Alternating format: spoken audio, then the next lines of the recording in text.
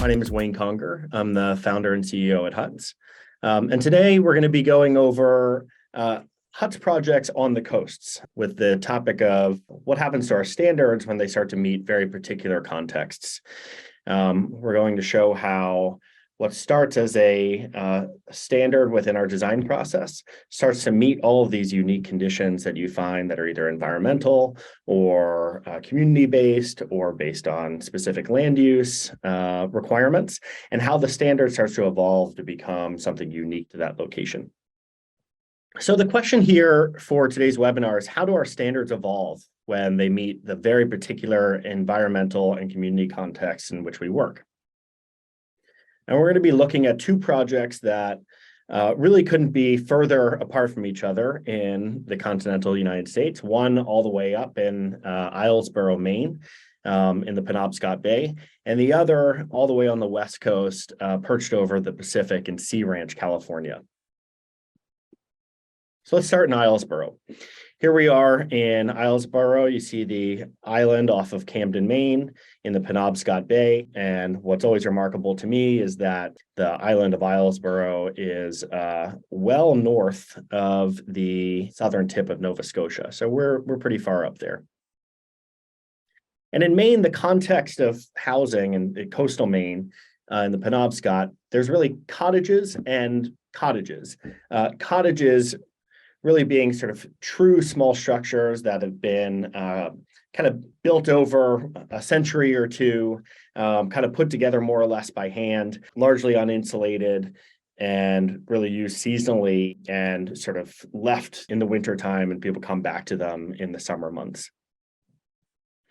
And then those cottages have also been interpreted within a modern context where they're still sort of small structures that feel a little bit haphazard in their placement, but have that same feeling of kind of growing over time. And then there's cottages. Here is a large late 19th century mansion in Islesboro. This house was actually owned by John Travolta for a very long time. But it's sort of typical of the sort of large summer cottage that would be owned by the wealthy from New York or Boston. And there's sort of historic examples of these rambling cottages that are sort of long and have a lot of different roof peaks and a lot of variation in their facades. Those have been sort of reinterpreted for a modern context as well. Now, there's things that sort of bind cottages, and it's more than just the use of cedar shake. It's also in the way that they feel like sort of been built over time, that they're a little bit rambling, that they're sort of an original early salt box house that then got added to as the family grew or as required for different functions. You'll often see an original salt box, an extension, a new part of the house, a barn, a boat barn, and all of those pieces start to fall under sort of one kind of elaborate roofline. And it's very typical of the sort of vernacular housing style that you'll find across the Penobscot Bay. And so what does that mean when we start to bring in one of our standards that may have some of those elements of sort of the feeling of being built over time, but are largely sort of singular structures? Well, the first is sort of choosing a standard that already has the sense of being made up of multiple structures. And for us, our village standard is sort of the most unique starting point, the one that seems most in line as a starting point with the main design approach. And so when we worked with this client, we started from that standard and then started to look at iterations and how to grow the village design, how to expand different parts of it, how to add on different components, how to pull it apart a little bit and separate out guest rooms and guest spaces. And then started to place it on site. And one thing that we recognized right away is that we were sort of missing the big opportunity with this parcel, which is directly on the coast, overlooks the Penobscot Bay and the islands beyond. And so one of the reasons you see these long linear structures in Maine is because they are designed to take advantage of the view. And in this case, the view is looking over the open bay. And so how do we take this form and utilize the pieces and the program arrangements of the standard and sort of realign them for this context where it's all about being oriented towards the view while not removing some of the kind of charming haphazard qualities that is so typical of a Maine cottage. So the first thing that we did is sort of look at the arrangement of programs, broke this into a diagram and said, we've got living space, we have a principal suite, and we have guest rooms. The problem here is that the guest rooms in our oceanfront Maine lot are no longer looking at the hero of the show, which is the Penobscot Bay. And the living space's view is being obstructed by the principal suite. So how do we reorient these spaces to align them all to take advantage of the grand view over the Penobscot Bay? And then start to jog them a little bit so we get a little bit of that facade difference that you saw both in the traditional cottage and the kind of small hand-built cottage, along with the large cottages and sort of larger rambling structures that are typical of the region.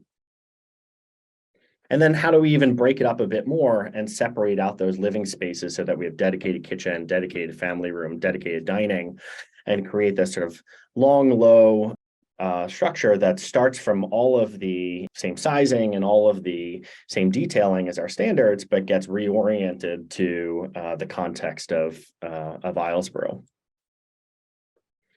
And here is how we get this sort of resulting floor plan where you see sort of two wings on either side utilizing the same guest room space that we have in a number of our standards, same principal bedroom suite that we have in a number of our standards. But the orientation shifts and then the living spaces get cut up and broken and get a little bit more sort of New England in their execution so that we can fit within the context of the area. And so here you can see the DNA of our standards inside of the resulting form, but it has the feeling of being built over time, a sort of generational compound that maybe started as an original little salt box structure and then was added onto by future generations. But Islesboro presents another issue that's not just aesthetic, it also has access problems. And so we needed to think about this in the design as well. As you can see here, there is no bridge to Islesboro.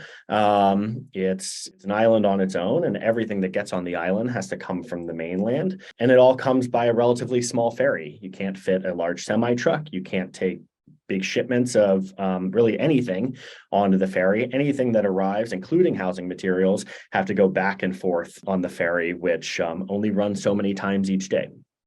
And so that forced us to think about one level beyond this, which is not just the how do we modify our standard to work within the context and take advantage of the environmental conditions and the views that are afforded on this lot in Penobscot Bay, but also how do we get everything over on this ferry?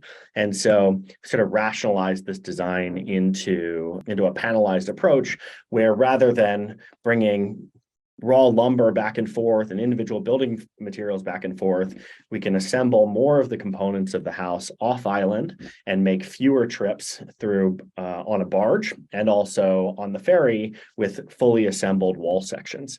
And that's the way we're able to kind of go from our standard, which is typically designed for a stick-built condition, into our Islesboro version of this standard that's panelized, that works within the supply constraints of the area, and also takes advantage of all the natural conditions of the site.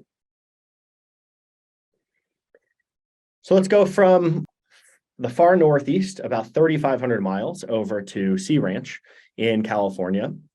And if you don't know Sea Ranch, it's an interesting study in one sort of utopian living, but also very specific land use guidelines and design criteria. Here we are about 3 hours north of San Francisco, up along the one. And those design criteria are meant to create a certain level of uniformity amongst the housing types, are meant to have each house respond to the regional context of that part of Northern California, having housing types that speak to traditional barn vernacular and other structures that you would have found in the region 150 years ago, well before Sea Ranch was first imagined, but also creating forms that respond to wind conditions, sun conditions that seem to grow out of the landscape rather than being dropped on top of the landscape. And when you add in all of those criteria, it creates a very particular Sea Ranch style of home, almost always with this sort of raked shed roof. These roofs are designed to limit the amount of sort of like wind turbulence from the coming off the prevailing winds off the ocean. They're meant to preserve view corridors for your neighbors to make sure that you can see the ocean beyond. They are meant to deliver a material palette that is made of woods and materials that are sort of endemic to the region. And so you always sort of see these raked forms and sort of interesting roof lines, things that formal concepts that when you're on Sea Ranch, you sort of recognize it right away.